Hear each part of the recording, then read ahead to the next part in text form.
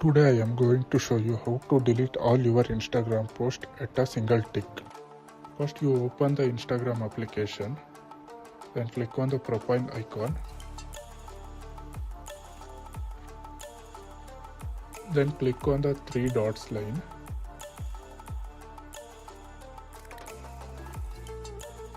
Then you click on your activity option.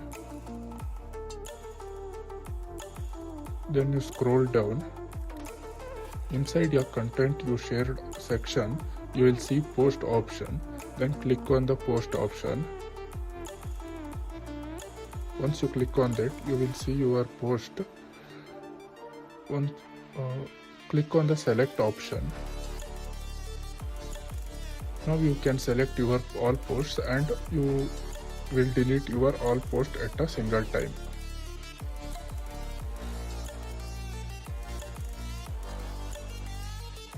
And don't forget to subscribe my channel.